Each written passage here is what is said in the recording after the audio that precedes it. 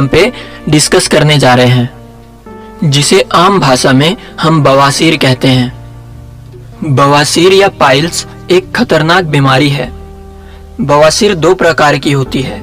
आम भाषा में इसको खूनी और बादी बवासीर के नाम से जाना जाता है।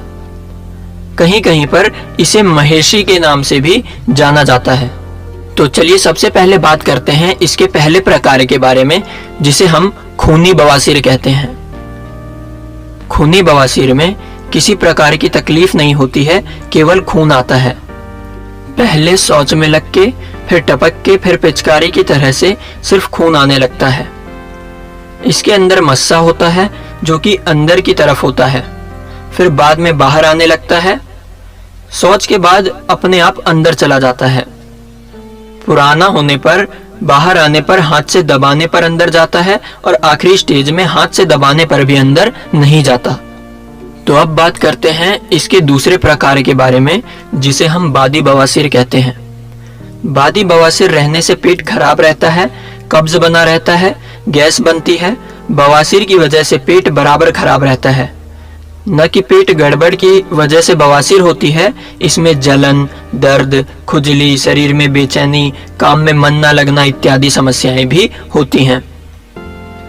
शौच कड़ी होने पर इसमें खून भी आ सकता है।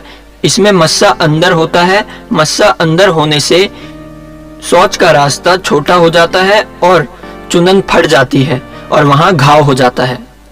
उसे डॉक्टर अपनी भाषा में फिशर भी कहते हैं, जिससे असहाय जलन और पीड़ा होती है। बवासीर बहुत पुराना होने पर भगंदर हो जाता है, जिसे अंग्रेजी में फिस्टुला कहते हैं। भगंदर में शौच के रास्ते के बगल से एक छेद हो जाता है, जो पखाने की नली में चला जाता है और फोड़े की शक्ल में फटता रहता है, बहता रहता है और सूखता रहता है। कुछ दिन बाद इसी रास्ते से शौच भी आने लगता है।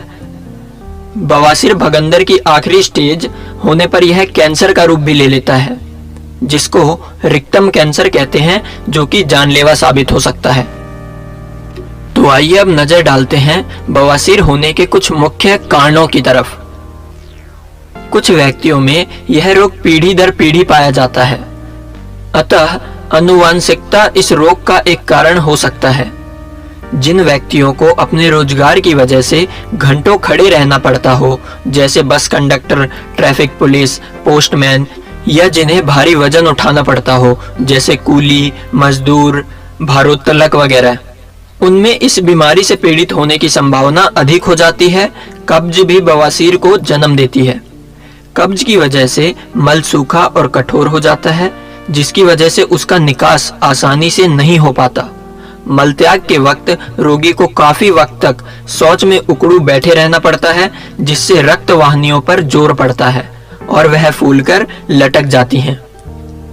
बवासीर गुदा के कैंसर की वजह से या मूत्र मार्ग में रुकावट होने की वजह से भी बवासीर हो सकती है, और साथ ही साथ गर्भावस्था भी बवासीर होने का एक कारण हो सकता है। तो अब सवाल ये है कि पता कैसे करें कि आपको बवासीर है या होने वाली है।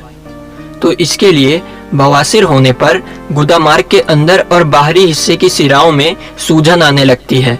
इसकी वजह से गुदा के अंदरूनी हिस्से में या बाहर के हिस्से में कुछ मस्से जैसे बनते दिखाई देने लगेंगे, जिनमें कई बार खून भी निकलता होगा और काफी दर्द का सामना आपको करना पड़ता होगा।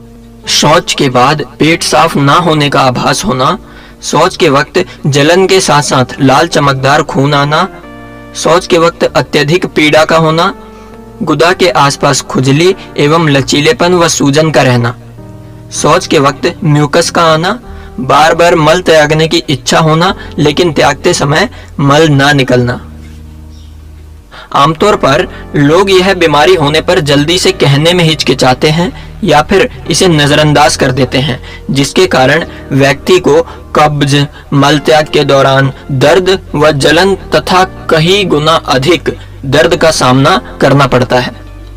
साइंस का कहना है कि मनुष्य को सबसे ज्यादा पीड़ा डिलीवरी के वक्त सहना पड़ता है, यानी कि जब महिलाएं शिशु को जन्म दे रही होती हैं, उस समय पर होने वाली पीड़ा को साइंस इंसानों में होने वाली सबसे अधिक पीड़ा का नाम देते हैं। और दूसरी तरफ साइंस का यह भी मानना है कि बवासीर में अगर किसी रोगी की हालत थोड़ी बहुत भी गंभीर हो तो उसे भी सेम उसी दर्द का सामना करना पड़ता है जो कि महिलाएं डिलीवरी के टाइम पे करती हैं। तो आइए अब जानते हैं उन कुछ परेशानियों के बारे में जिन्हें आपको झेलना पड़ता है बवासीर के कारण। आप एक ही स्थान पर अधिक समय के लिए एक ही अवस्था में बैठे या खड़े नहीं रह सकते। आप अपनी पसंद से कुछ भी नहीं खा सकते, जैसे कि अधिक तला भुना खाना, फ्राइड खाना, फास्ट फूड या कुछ ऐसा खाना जो इजीली डाइजेस्ट नहीं हो पाता। तो आइए अब बात करते हैं बवासीर के उपचार के बारे में। प्रारंभिक अवस्था में ही कुछ घरेलू उपायों द्वारा रोग की तकलीफों पर काफी हद तक काबू पाया जा सकता है। सबसे पहले कब्ज को दूर कर मल त्याग को सामान्य और नियमित करना होगा। इसके लिए तरल पदार्थों, हरी सब्जियों एवं फलों का ज्यादा मात्रा में सेवन करें। तली हुई चीजें, मिर्च मसाले युक्त भोजन से परहेज करें। अच्छी मात्रा में जल का सेवन करें। तो चलिए अब जानते हैं कि बवासीर की समस्या में आप वेस्टिज के कौन कौन से प्रोडक्ट्स यूज कर सकते हैं जो आपको बवासीर को खत्म करने में सहायक हों। तो इसके लिए आप वेस्टिज कंपनी के वेस्टिज नीम कैप्सूल्स, वेस्टिज नोनी, वेस्टिज एलोवेरा कैप्सूल्स और वेस्टिज फ्लैक्स ऑयल कैप्सूल्स का इस्तेमाल कर सकते हैं। और साथ ही साथ आप वेस्टिज डेटॉक्स फुट पैच का भी इस्तेमाल कर सकते हैं। ये आपकी बॉडी से सारी की सारी टॉक्सिन्स को आपके पैरों के तलवों के माध्यम से बाहर निकालेगा। क्योंकि यह एक आम समस्या नहीं है तो इसके लिए आपको अपना खास ख्याल रखना होगा। वीडियो में बताए गए सभी प्रोडक्ट्स आप किसी चिकित्सक या डॉक्टर की सलाह अनुसार लें और वेस्टिज फ्लैक्स ऑयल को गर्भावस्था के दौरान ना लें।